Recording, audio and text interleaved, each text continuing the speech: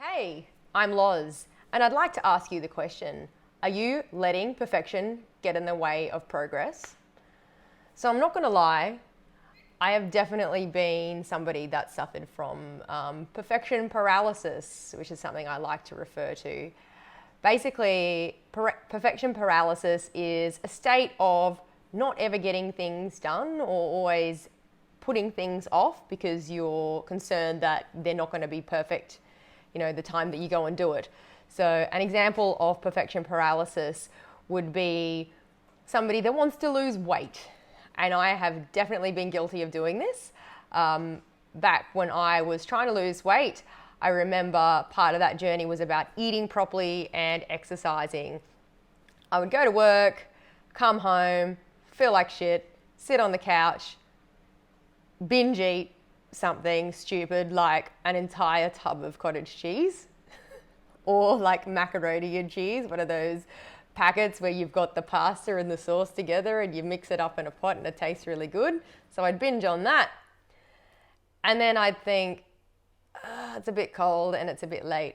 I'll just do it tomorrow. I'll just sort it out tomorrow. I've already stuffed it up now, so, I'll do it tomorrow. And that would go on for quite a period of time. And I'd never get anything done because I thought that it had to be perfect. Another example, me doing these videos for you guys, I was thinking about what it would look like and how I would plan it. And although I do sort of think about what I will talk about in the content of these videos, I kind of got to a point where I was like, you know what? It doesn't have to be perfect because this is vulnerability, this is real, this is part of the experience, and I'm just going to start. So I'm going to basically compare and contrast the differences between what it looks like to try and strive for perfection and just letting progress do its thing.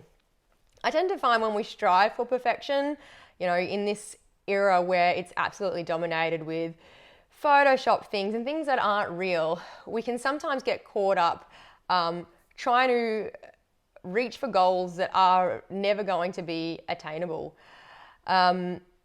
Certainly in the space of bikini bodybuilding, which is something that I've done before, there is quite a demand on people to reach this place where it's almost perfect. And from the outside, these people that are on your Instagram feed look like they have a perfect life.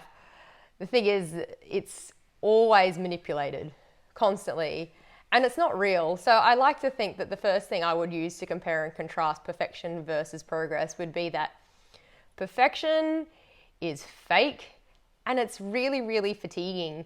Trying to uphold a level of perfection or what you perceive as to be perfect can be really tiring, and it sucks the energy out of you. The thing about progress is it's more passive.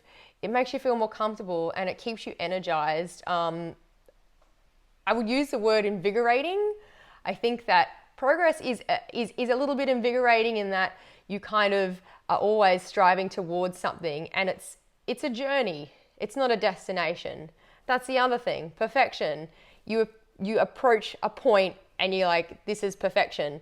The problem with perfection is you're never going to get there. And so you're always waiting for the next thing to come along so that you can get a little bit further along in your life in this strive for what is perfect.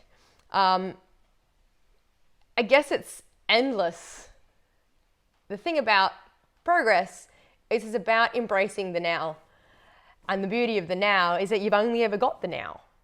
So all progress is working from this now and taking that to another now.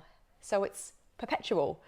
And it's about working on what you do have and what you have achieved and the wins and not the not enoughs and the failures. I think from my own perspective, I've sort of learnt even from a very young age that failure is crap, and that a lot of the things that I've done up to sort of the last couple of years, where I've had massive shifts in my personal development, I look at basically trying to avoid failure. And by avoiding failure, it's almost like you're indirectly trying to strive for perfection. I look at being a child and the things that are sort of conditioned in us when we are young. You think about exams, for example. With exams, it's always out of a number. So, an exam might be out of a mark of 10. If you get 9 right, you'll get ticks. But for the one that you don't get right, what do they always do? They put a big red cross. So all of a sudden, you've got this association that red and crosses sort of are bad and failing is bad. And I've known some exams will actually mark you down for getting a wrong answer, which is kind of counterproductive. So you end up, trying to avoid mistakes as you shift and change and develop into an adult. And it's sometimes quite unconscious that you're even doing that. I think for me, I've led most of my life trying to be a perfectionist.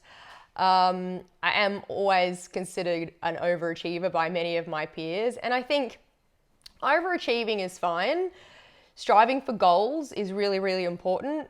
I know that I can smash my goals, all of the things that I've been through, but I am a lot more realistic about self-criticism as I shift and change and evolve, because self-criticism sucks.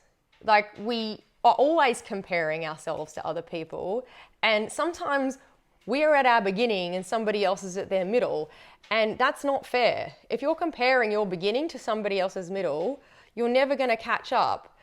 Mentoring and modeling are really good ways to get goals sorted and work out what has worked for other people in the past, and modeling basically your own success off somebody else's, finding your own flavor to do it. That is different than, mentally assaulting yourself every time you fuck something up in your life. And, looking at what other people have done and growing from the challenges that they've had, that does work, but let yourself sort of fail sometimes, because failure is the ultimate way to grow. Failure for me, in so many aspects of my life, have given me the opportunity to go, okay, like that didn't really work, or maybe that kind of worked, and what were the parts of what I did that were great? What were the wins that I had in that? But what can I learn for next time so that the next 10 times that I go and do that same thing, I don't suck as much? I think the difference between perfection and progress is it's about not being so crap the next time you try and attempt that thing. It's like riding a bike. That's such a cliche analogy, but honestly, it's okay, like walking as a toddler. You think about, if you've seen a small child walk, if they fall over the first time they try to walk, which they're going to do, you don't go, you suck, you're never going to walk again. That was a Tony Robbins quote, but it's so true. That kid has to absolutely be so shit at walking for ages and ages and ages, and all of a sudden, you got your camera out and they're walking from the couch to the kitchen table. Now that kid had to learn. They had to learn to accept failure and still learn the parts of what was in that failure that didn't get them anywhere, and then take the parts from the failure that were conducive to success. That's where perfectionism doesn't happen, because as a child, kids don't understand the difference between perfection and progress, do they? No. So we have to basically deload this toxic relationship that we have with perfection in order to move forward towards a state of constant mastery. I have a lot of clients that want to lose weight or change things in their life. And yes, we can set a really great goal in the future. Okay, that's progress. They might have this ideal vision of what that goal looks like, what it feels like, what it smells like, what it tastes like. But we have to create tangible milestones in order for that to become progress. Because this perfect idea is all fun and games until you realize sometimes that you can't get there without creating smaller, more achievable goals. I think when it comes to failing or not doing something right, pardon me, we need to reframe the way that we look at failure. And I think we need to look at it as learning. So going back to the story about a child that's learning to walk or getting on your bike, it's not that you failed, you just had to learn something. Creating an awareness around the things that work will definitely help you progress towards bigger, more stretch type goals. I think when people are on the journey to creating goals, you just need to really break it down. There's an entire concept called SMART goals, which is specific, measurable, attainable,